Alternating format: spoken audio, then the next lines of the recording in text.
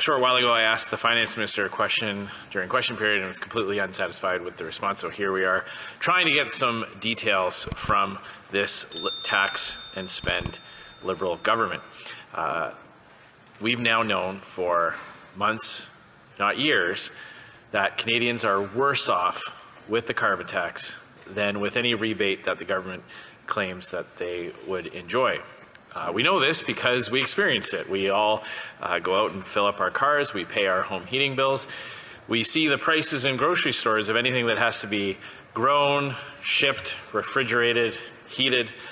All of those extra costs get passed on to the consumer. This is what Conservatives warned the government about. Sorry, this is what Conservatives warned Canadians about in the last few cycles. We said that they would never be satisfied with the rate of the carbon tax, that they would increase it. The former Environment Minister, Catherine McKenna, accused Conservatives of making that up. And in fact, many of her friends and the Liberal friends in the mainstream media, the government-funded, taxpayer-subsidized mainstream media, carried that message for her.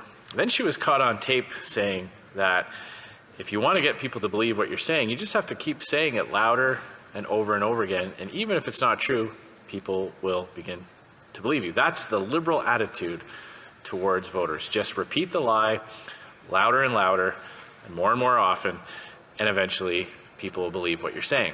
But here's the fact. You can't argue with numbers. You can't argue with math. No matter how many times they say something here in this House or on television or out in the communities, it will never take away from the fact that every single time a Canadian family struggles to pay that grocery bill or gets hit by an even higher home heating bill or winces as they see the fuel pump tick over $100 for that fill, they know what the math shows, that they are worse off with the carbon tax.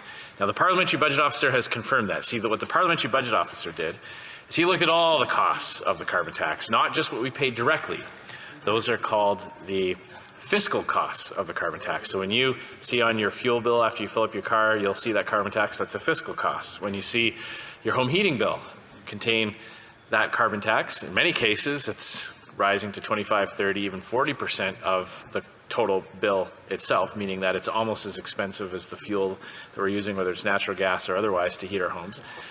Those are fiscal costs. That direct line item that you see when you pay a bill, those are called fiscal costs. The economic costs are a little bit difficult to see, but they still have a cost nonetheless. The economic costs are the cascading effect of all those price increases. The fact that the retailer who sells the food has to make up for the fact that they pay higher utility costs, the fact that the farmer who grows the food has to pay to get it shipped, has to pay to fertilize it, to combine it, to store it, to dry it, and to ship it. And all those businesses have less money to pay higher wages or to make investments and expansions. And when you factor those costs in, Canadians are far worse off. What the government is trying to say is only look at the fiscal costs. Only look at one side of the ledger. Here's the thing, Mr. Speaker. Canadians don't have a choice. They can't pick and choose as to which costs they're going to pay.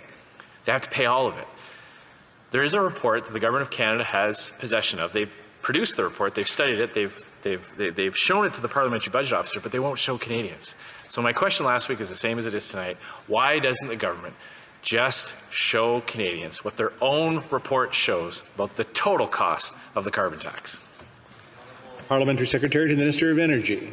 Mr. Speaker, my colleagues and I have met regularly with Canadians who are struggling to pay their bills and their families, and the member here from Regina Capel, never mentions the Canada rebate to give more monies to Canadians, never mentions about a lot of the misleading comments that he even made today. So many things wrong in what he said. I did mention the rebate. I pointed out that the vast majority of Canadians are worse off even with the rebate because they have to pay all the costs. He had nothing to say to that. He wants to get a gold star and a pat on the back because they haven't applied the carbon tax to even more things. Sorry, Mr. Speaker, we're not going to do that.